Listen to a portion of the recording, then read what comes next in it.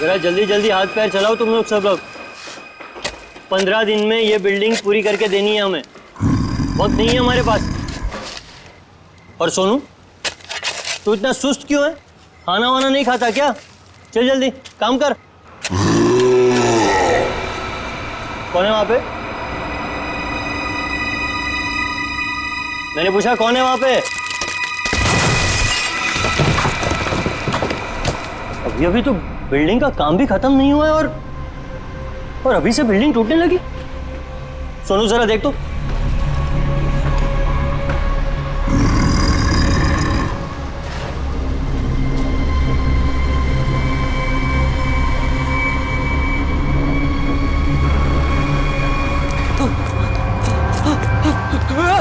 भागो, सब भागो ऐसे। सोनू, वरना सब मारे जाओगे। सोनू हुआ क्या? सब। अरे हुआ क्या? किस चीज की आवाज थी? और ये चेहरे पर निशान कैसा है? पट्टियों वाला मुर्दा। मुर्दा? मुर्दा उर्दा कुछ नहीं होता है, ये जरूर कोई चोर और घुसाया होगा। एक काम करो, सब लोग मेरे साथ चलो, चलिए मेरे साथ।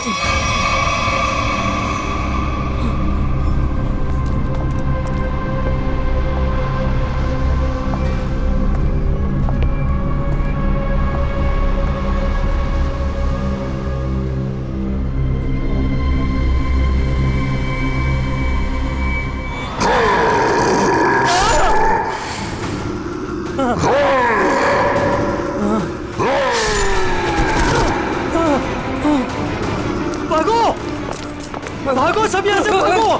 पट्टियों वाला मुर्दा, भागो।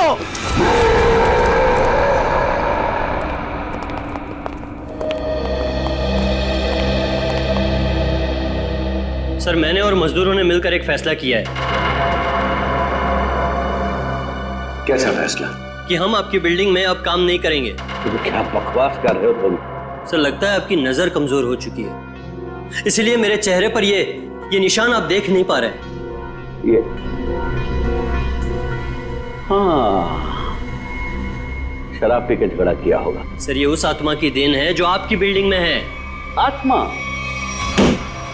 क्या बकवास कर रहे हो तुम? हाँ? जानता था, मैं जानता था कि आप मेरी बातों पर विश्वास नहीं करेंगे, इसलिए मैं साथ में सोनू को भी लाया हूं। सोनू,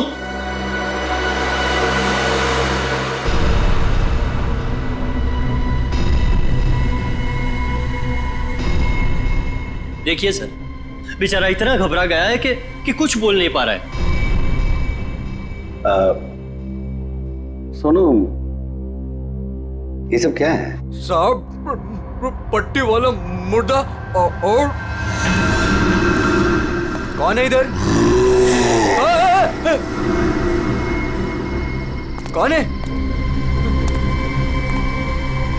कौन है उधर?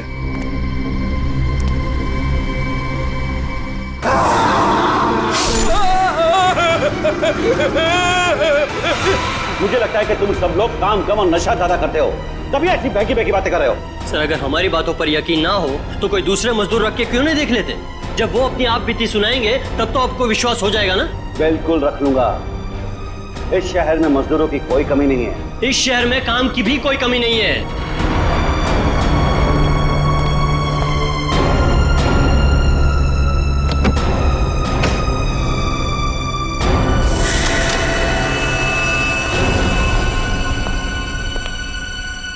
तुम्हारा आज तक का हिसाब। और एक बात याद रखना कि इस बिल्डिंग पर मेरे और मेरे इन्वेस्टर्स के करोड़ों रुपए लगे हैं। तो तूने बाहर जाकर इस बिल्डिंग के बारे में कोई बकवास की या कोई झूठी अफवाह भी फैलाई तो फिर मुझसे बुरा कोई नहीं होगा। दिनेश, पैसे कोई पेड़ पे नहीं उगते, समझे? हाँ, और हम तुम्हारे फाइनेंसर हैं, कोई एटीएम मशीन नहीं कि जब दिल में चाहा कार्ड डाला और पैसे ले लिए। देखिए, आप लोग बेवजह भड़क रहे हैं। बेवजह? तुमने कमिटमेंट किया था, अब तक बिल्डिंग तैयार हो जाएगी, क्या हुआ? हाँ चंदू, मैं बिरयानी बना रहा हूँ, कोई 2 मिनट में बनने वाला बर्गर नहीं।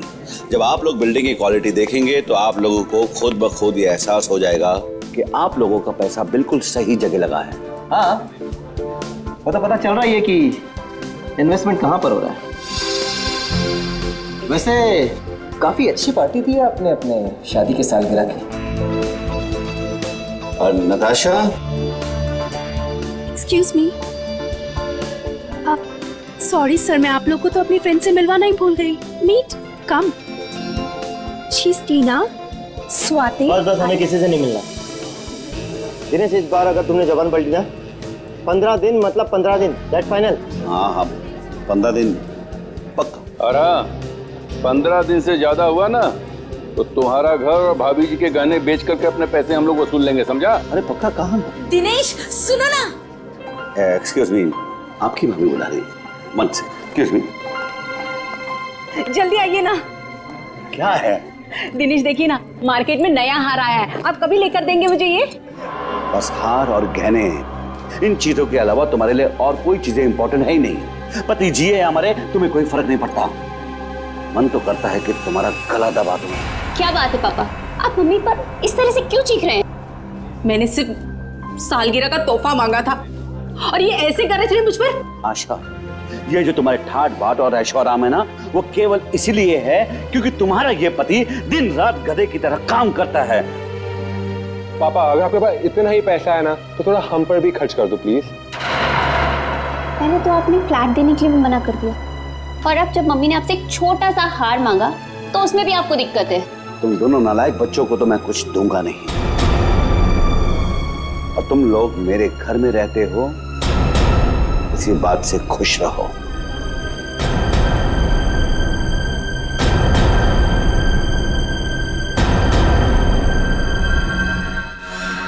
नहीं चाहिए मुझे नकली जेवर, जिंदगी भर मुझे नकली जेवर ही दिए हैं। एक छोटा सा हीरे का हार ही तो मांगा था मैंने।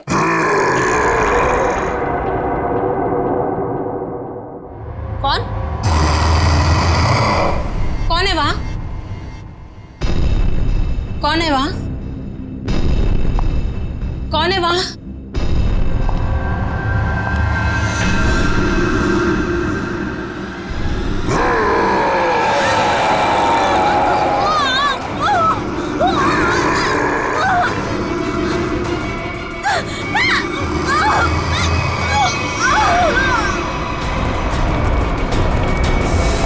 आशा, आशा, आशा, आशा, क्या मम्मी? आशा, ये सांस क्या हुआ मम्मी को? मर गई।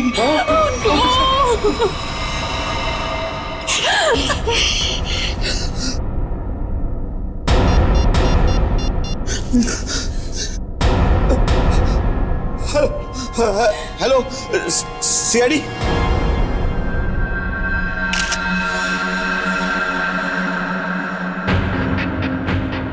ये निशान देखा गले पे?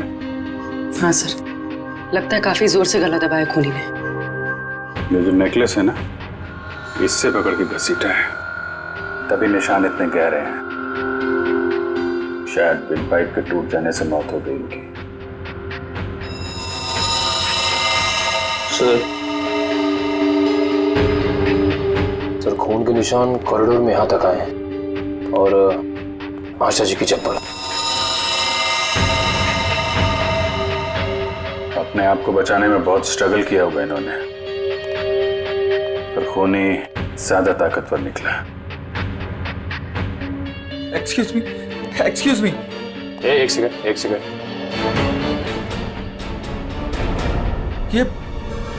ये सब कैसे हो गया सुलेखा? आज तो इतना शुभ दिन था, शादी के सालगिरह वाले दिन। आपकी तारीफ? जी, मैं सुलेखा का हस्बैंड। अच्छा, तो आशा जी आपकी सास थी? जी। सास ससुर की एनिवर्सरी पार्टी में आप काफी लेट नहीं आ रहे हैं? वो बिजनेस मीटिंग में फंस गया था, इसलिए लेट हो गया। बस अभी पहुंचा हूं। ठीक है, इधर आ जाइए आप। दिनेश जी, आपको किसी पे शक है? कौन कर सकता है ऐसा काम? सर, मेरी वाइफ की किसी से कोई दुश्मनी नहीं थी। सर, मैं यही कह रहा हूँ कि दिनेश ने खुद ही अपनी बीवी का फोन करवाया है। सर, हमने इसका झगड़ा सुना था।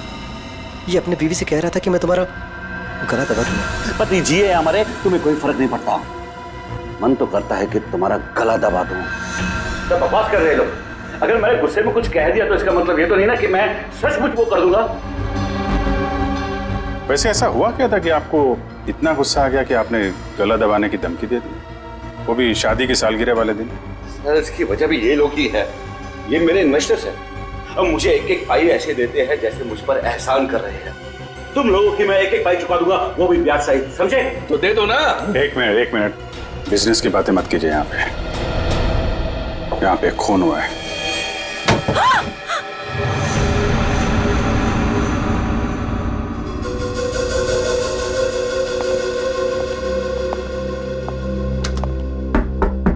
कौन है अंदर? दरवाजा खोलो।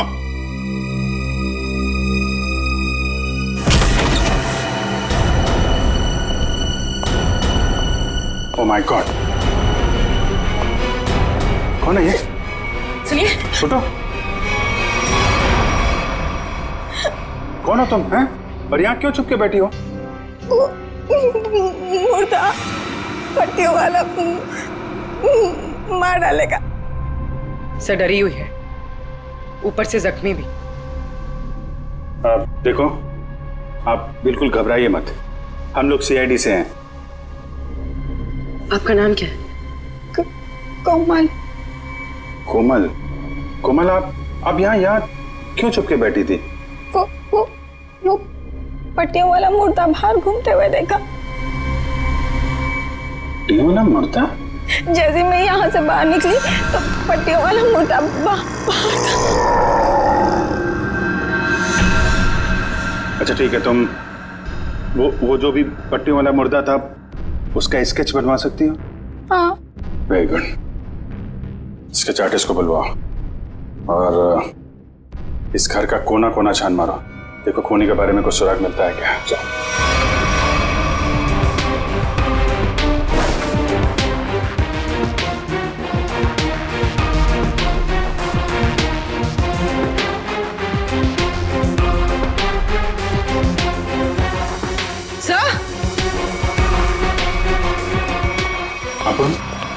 सर ये पट्टी मिली है क्या यहाँ पर? कोमल ने देखा पट्टी वाला मुर्दा और यहाँ पे पट्टी का टुकड़ा मिला। सर स्केच तैयार है। तो ये है वो पट्टी वाला मुर्दा। इस मुर्दे का और इस पट्टी का क्या राज है, जल्द से जल्द पता लगाना होगा। गले का हार बेचारी का फांसी का फंदा बन गया। जैसे ही खूनी ने हार खींचा, बेचारी कुछ नहीं कर पाई। सर वो आदमी गले का हार छीनने के लिए आया था, ऐसा लगता नहीं? वही तो सचिन, वही तो राज है। बड़ा अजीब तरीका ढूंढा खून करने का यार। हाँ जयवंती, डॉक्टर साहब को जरा स्केच दिखाओ। Yes sir. ये देखिए सर, ये मम्मी की ड्रेस है। मम्मी मतलब माँ? मम्मी नहीं प्रेडी, मम्मी। हजारों साल पहले जब इजिप्ट में राजा महाराजा मर जाते थे तो उनकी बॉडी को एम्बाम कर दिया जाता था। अलग अलग तरीके की सीक्रेट्स, दवाइयां, मरहम, बाम वगैरह लगा दिया जाता था उनकी बॉडी पर और बाद में इन पट्टियों से उसे ढक दिया जाता था। इससे मम्मी सड़ती नहीं थी। मर गए मतलब हजारों साल पुरानी लाश यहाँ पे आ गई और एक के बाद एक खून कर रही है। तो शायद अगला खून तुम्हारा होगा। मेरा हो गया? अब चुपचाप खड़े रहो और एक बात ध्यान में रखो, मम्मी कभी सड़ती नहीं है और ना मम्मी कभी जिंदा होती है। अच्छा सर, ये जो पट्टी का टुकड़ा हमारे हाथ लगा है, कहीं ऐसा तो नहीं कि ये खूनी के साथ हाथापाई के दौरान आशा जी के हाथ आ गया? नहीं, ऐसे नहीं हुआ। तारिका जी, आप ठीक है वहां पे? नहीं। फिर एक सीआईडी ऑफिसर बोल रहा है कि इनके हाथों में पट्टी आई थी, मतलब आई थी। सीआईडी ऑफिसर आसमान से उतरता है क्या? उससे गलती नहीं हो सकती। ये पट्टी का टुकड़ा जो आप लोग लेकर के आए हैं, ये हाथापाई में नहीं फटा है। अगर हाथापाई में फटता तो सीधा नहीं फटता, टेढ़ा मेढ़ा फटता, समझे? और ये टुकड़ा कोई मामूली टुकड़ा नहीं है।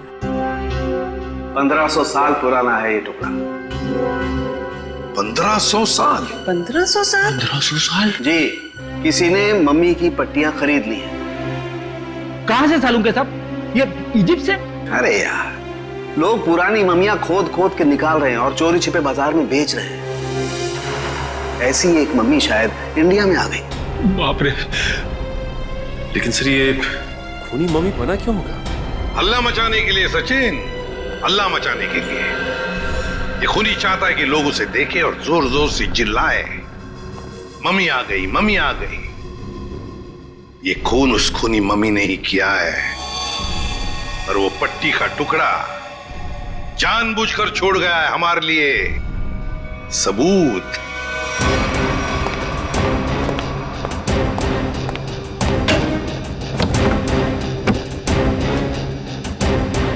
आज तो मैं इस मम्मी का काम तमाम कर दूंगा।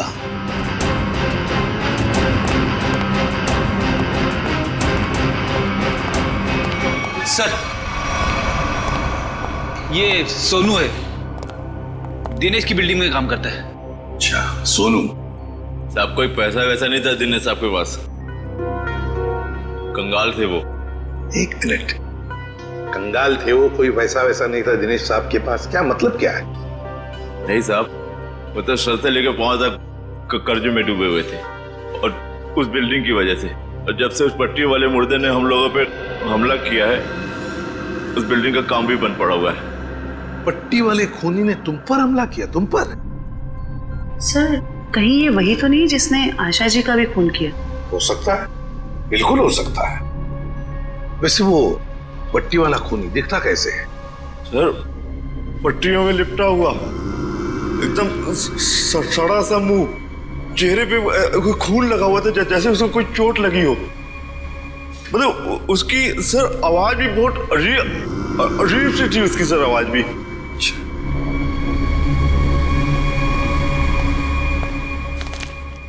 एक मिनट, क्या वो ऐसा दिखता था? हाँ साहब, ये तो था वो।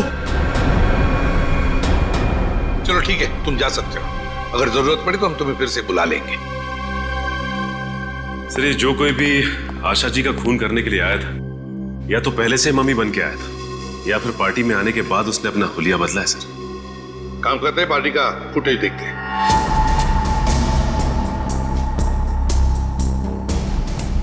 एक मिनट, पॉज करो। ये देखो, ये है ना महेश, आशा जी की बेटी सुलेखा का पति महेश। हाँ सर, लेकिन ये तो कह रहा था कि आशा जी की मौत के बाद आया था ये पार्टी में। झूठ बोला हमसे, वो झूठ बोला। जयवंती सर, फोन करके बुला लो उसे अभी, इसी वक्त।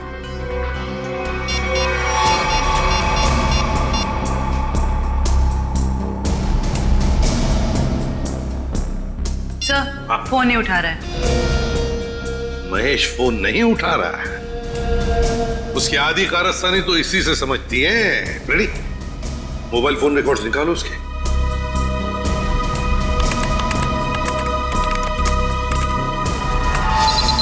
सर, ये रहे महेश के phone call records.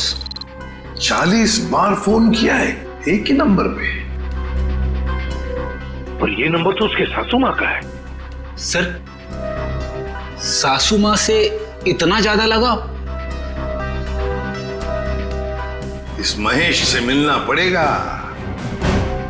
Mahesh. Excuse me,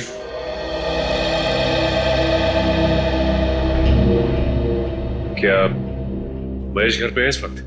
नहीं सर, महेश जी तो अभी घर पे नहीं है। लेकिन प्रॉब्लम क्या है सर? देखिए, महेश ने हम सबसे झूठ बोला। जब आपकी माँ का खून हुआ, उससे पहले ही महेश वहां मौजूद था। आपका मतलब है मेरे पति ने खून किया है? देखिए, हमें उस पर शक है। लेकिन सर वो ऐसा क्यों करेंगे? पैसों के लिए, पैसों के लिए किया होगा उसने। सब पैसों के लिए? लेकिन सारा पैसा तो डैडी के पास है, उन्होंने आज तक माँ को कभी कुछ नहीं दिया। तो फिर महेश जीजू क्यों हत्या करेंगे मेरी मॉम की? अब ये सब कुछ तो हमें महेश ही बताएगा। लेकिन हाँ, अगर महेश आपसे कांटेक्ट करता है तो हमें खबर कीजिए। तो फ्रेडी इस महेश का मोबाइल ट्रैक करो, सब पता चल जाएगा।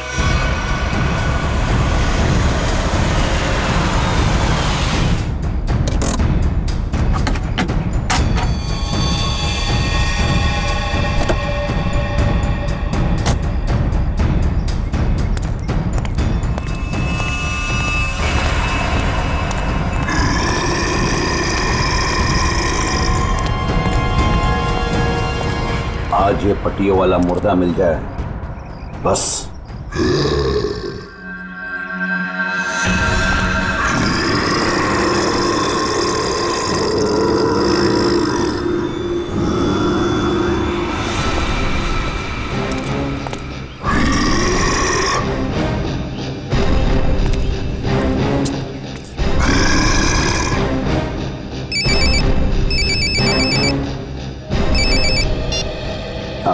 हेलो।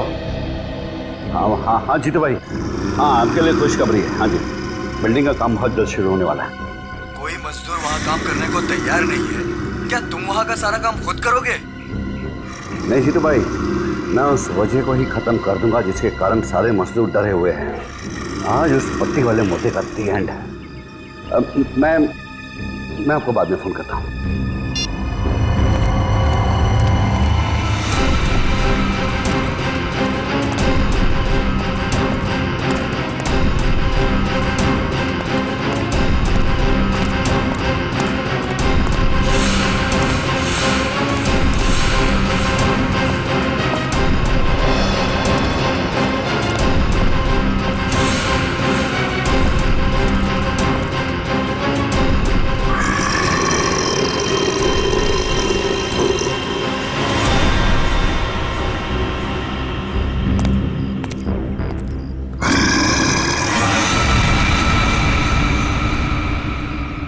आवाज है,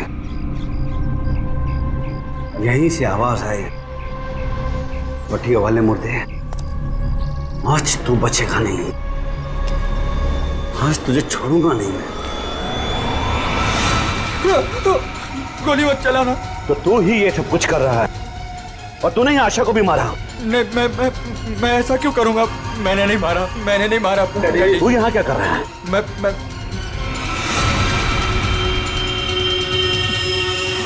डैडी, वो आपके पीछे है। ना महेश, मैं तेरी किसी भी चाल में आने वाला नहीं। मैं सच कह रहा हूँ, वो पट्टी वाला मुर्दा आपके पीछे ही है।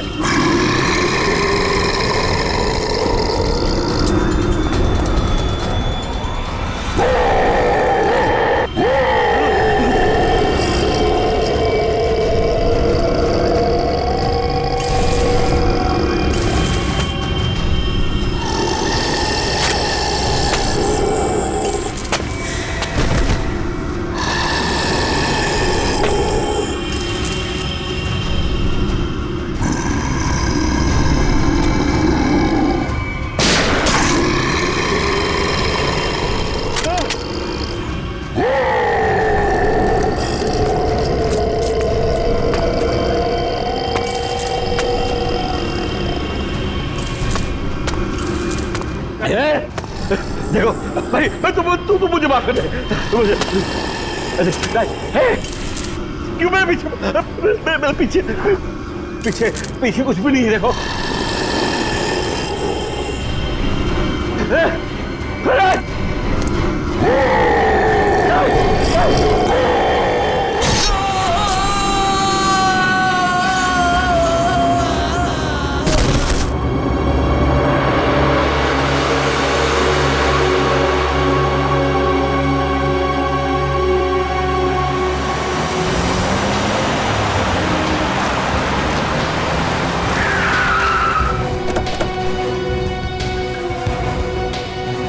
सर, मोबाइल कंपनी वालों से पता चला है कि ये दिनेश का मोबाइल भी यहीं पे है। इससे पहले महेश दिनेश को नुकसान पहुंचाए, हमें उसे बचाना होगा। अरे सर, दिनेश, चलो देखते हैं।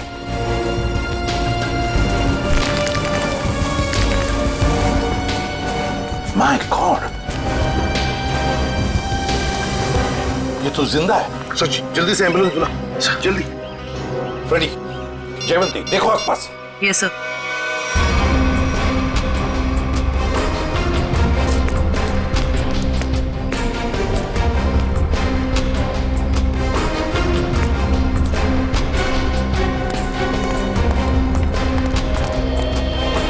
महेश सर। हाँ फ्रेडी, क्या हुआ? सर महेश बेहोश है। महेश, महेश। सर हाँ ये गन पड़ी हुई थी यहाँ पे। सर हम तो सोच रहे थे कि इन सब के पीछे ये महेश है, लेकिन ये तो खुद ही बेहोश पड़ा है। हाँ, ये तो महेश के होश आने के बाद ही पता चलेगा कि ये सब किसका किया कराया है।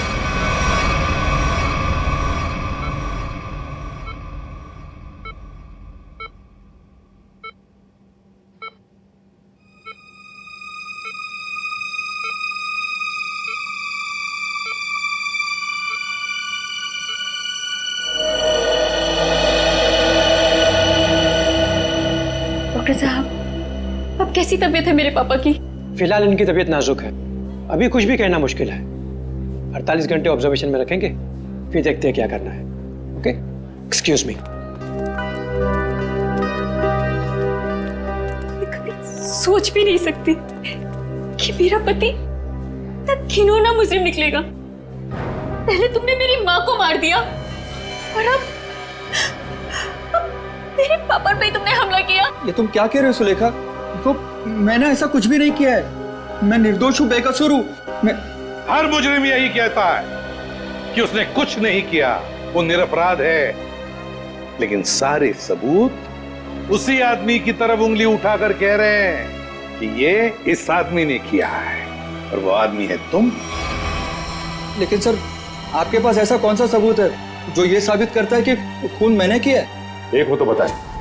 सबसे पहले तो तुमने हमसे झूठ बोला कि तुम पार्टी में देर से गए, लेकिन सीसीटीवी फुटेज साफ साफ दिखा रही है कि तुम पार्टी में पहले ही मौजूद थे, आशा जी की मौत से पहले। सबूत नंबर 2, 3 दिनों में 40 फोन किए तुमने आशा जी को, जबकि तुम उन्हीं के घर में रहते थे। इतने सारे फोन कॉल करने की वजह? और जिस वक्त क्राइम सीन पर दिनेश जी मिले, उस वक्त सिर्फ एक ही आदमी मौजूद था, वो तुम थे। मैं डर गया था सर, डर गया था। दरअसल बात यह है सर कि मैं नया बिजनेस चालू करना चाहता हूँ, और जिसके लिए मुझे पैसों की जरूरत थी, और मैं चाहता था कि वो पैसे मुझे सासू माँ जी दे दे। बस सर इसीलिए मैं उन्हें बार बार कॉल कर रहा था, और कोई वजह नहीं है सर। तो इनके कहने का मतलब है कि ये पार्टी में पैसे मांगने के लिए गए थे आशा जी से, है ना? हाँ सर, उस दिन मैंने देखा कि ये लोग बिजनेस के लिए मुझे पैसा नहीं दे रहे, और सासू माँ को लाखों करोड़ों के गहने दिए जा रहे। और तुमने गुस्से में आकर मार डाला आशा जी को? नहीं नहीं, मैंने उन्हें नहीं मारा। मैंने कहा ना, मैं उनसे पार्टी में बात करने गया था, पर मेरे बात करने से पहले ही उनका मर्डर हो चुका था। नहीं नहीं नहीं नहीं महेश जी, कौन विश्वास करेगा तुम्हारी इन बातों पर? पहले तुमने आशा जी को मारा, फिर दिनेश जी के पीछे पड़े, और वो भी कहां पर? अंडर कंस्ट्रक्शन बिल्डिंग में। ये गलत इल्जाम है। मैं वहां पर उनसे भी बात करने गया था, मैंने नहीं मारा।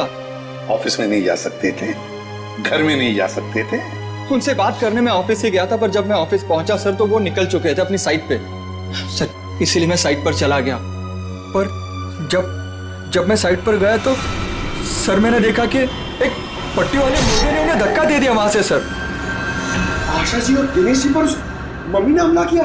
हाँ सर। पंकज, ये तो उस आदमी ने किया है जो दुनिया को दिखाना चाहता है कि ये किसी इजिप्शियन मम्मी ने खून किया है। पर वो हमारे परिवार के पीछे क्यों पड़ा है? डॉक्टर साहब कह रहे थे ना कि इस तरह की पुरानी और महंगी पट्टियां आसानी से नहीं मिलती।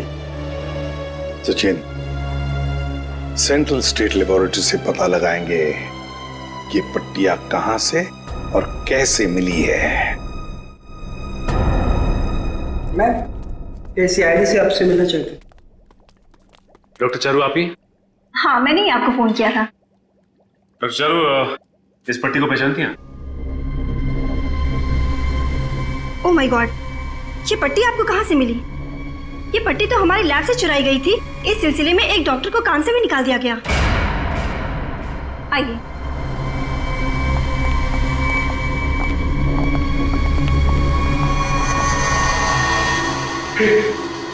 ये तो वही मम्मी है ना जो इजिप्ट में होती है। मतलब ये नींद में चलकर यहाँ पर आ गई।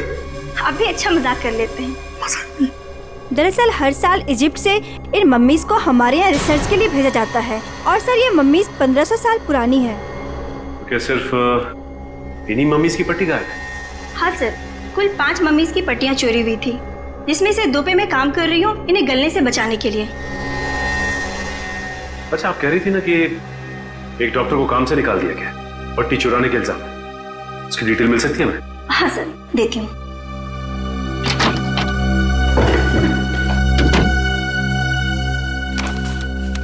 ये है सर मिस्टर ज्ञान। इन्हें काम से निकाल दिया गया। इन्होंने पट्टियां चोरी की या नहीं ये तो मालूम नहीं, लेकिन इन मम्मीज की देखरेख यही करते थे। और हाँ सर, उनकी एक पर्सनल असिस्टेंट भी थी। इनकी असिस्टेंट का कोई फोटो, नंबर या एड्रेस है आपके पास? वो उनकी पर्सनल असिस्टेंट थी, इसलिए हमारे पास उनकी कोई डिटेल्स नहीं है। सर, 5 मम्मीज की पट्टियां गायब हैं और खूनी खुद मम्मी बनकर दिनेश के परिवार के पीछे पड़ा है। क्या बोल रही? ये खूनी दिनेश के ऊपर दोबारा हमला करेगा। क्या हुआ डॉक्टर? आप पापा को इतनी अचानक से क्यों शिफ्ट कर रहे हैं? देखिए, इनकी हालत पहले से ज्यादा बिगड़ गई है। अगर इन्हें आरजे हॉस्पिटल में भर्ती नहीं कराया गया तो इनका बचना मुश्किल हो जाएगा।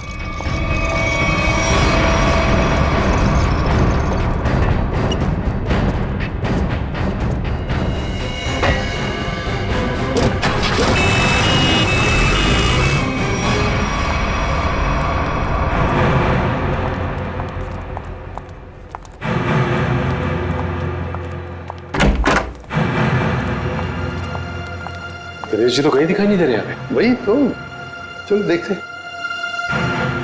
अरे डॉक्टर साहब। हाँ जी। ये पेशेंट मिस्टर दिनेश का है? हाँ जी, उनको तो डिस्चार्ज दे दिया है। क्या मतलब तबीयत सुधर गई थी उनकी? नहीं, तबीयत तो नाजुक ही थी, पर उनके परिवार वालों को शायद भरोसा नहीं था कि उनका यहाँ अच्छा इलाज होगा। तो उन्होंने दूसरे डॉक्टर को फोन किया और वो यहाँ से दूसरे हॉस्पिटल ले गए। कौन से hospital? RJ hospital. RJ hospital, उसका नंबर तो होगा ना यहाँ पर? हाँ जी, रिसेप्शन पे होगा। चलिए आइए बात करा देता हूँ।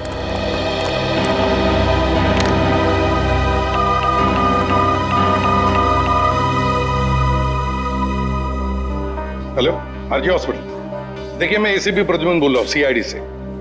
आपके हॉस्पिटल में अभी अभी एक पेशेंट एडमिट हुआ है। दिनेश नाम है उनका। नहीं हुआ है?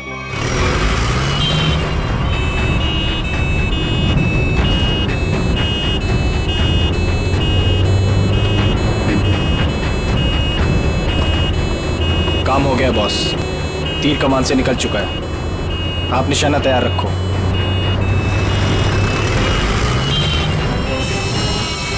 अरे धुआं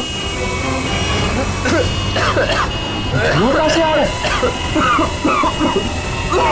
अरे गाड़ी रोको, गाड़ी रोको, गाड़ी रोको।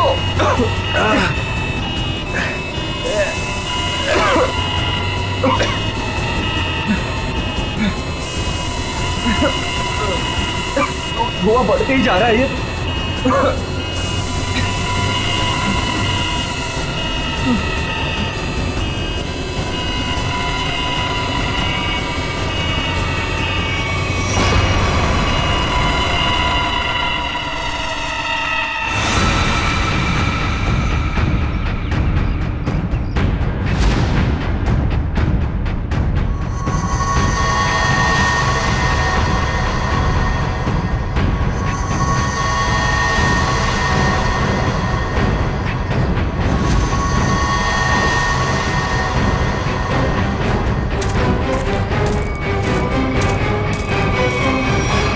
क्यों? अब तुम्हारे जीवन का मकसद पूरा हो गया? हाँ, पिछले 10 साल से मैं इसी दिन के तो सपने देखती आई हूँ। और देखो, आज मेरा सपना पूरा हो गया। नहीं नहीं, सीआईडी के रहते अपराधियों के सपने कभी पूरे नहीं होते। सीआईडी? क्यों डॉक्टर ज्ञान? पेशा डॉक्टर का और काम एक अपराधी का। अबे देख क्या रहे हो? उड़ाओ इन सीआईडी वालों को।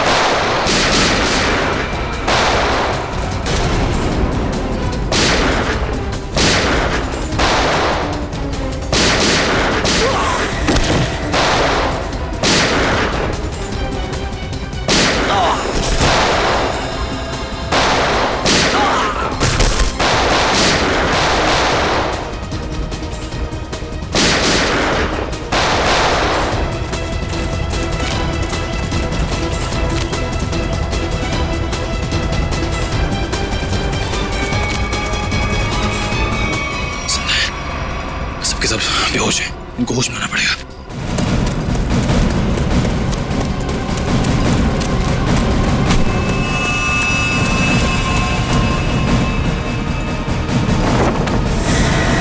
तुम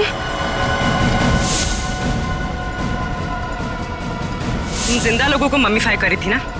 मैं तुम्हें सिखाती हूँ मम्मीफिकेशन किसे कहते हैं। अपराधियों को मम्मीज बनाने का काम हम करते हैं। मैं दिनेश की सेक्रेटरी सिर्फ इसलिए बनी ताकि इससे अपने भाई के मौत का बदला ले सकूं, और इसलिए मैंने मम्मी बनकर इसकी बिल्डिंग में काम करने वाले लोगों पर हमला किया ताकि मम्मी की अफवाह फैल जाए। तुम कुणाल की बहन हो? नाम मत लो अपनी गंदी जबान से मेरे भाई का। एक वक्त था जब वो तुम्हारा सबसे करीबी दोस्त था, और तुमने क्या किया? दोनों साथ गए थे ना विदेश पैसा कमाने के लिए। सर, इसको सहयोग से एक मम्मी मिली, और मेरा भाई चाहता था कि वो ये मम्मी वहां की देश की सरकार को सौंप दे, लेकिन ये दिनेश उसे ग्रे मार्केट में बेचना चाहता था। सर ऐसा सर।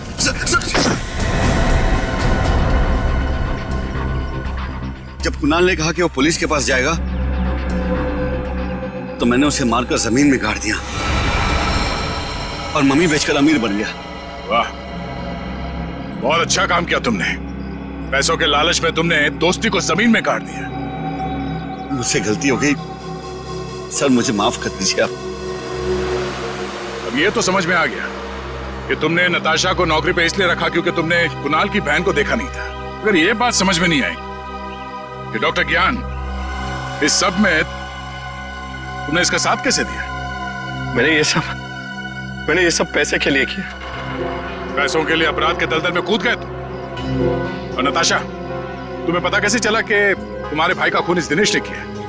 जब कई दिनों तक भैया की विदेश से कोई खबर नहीं आई तो मैं उनका पता लेने के लिए इसके घर गई थी, और वहां मैंने सुना कि अपनी बीवी को बता रहा था कि किस तरह इसने मेरे भाई का खून कर दिया और उसे जमीन में गाड़ दिया। आशा ये सब पहले से जानती थी, और इसलिए मुझे उसको मारने का कोई पछतावा नहीं है। पछतावा होगा, तुम सबको बहुत पछतावा होगा जब कानून तुम्हें कड़ी से कड़ी सजा सुनाएगा, चाहे फांसी।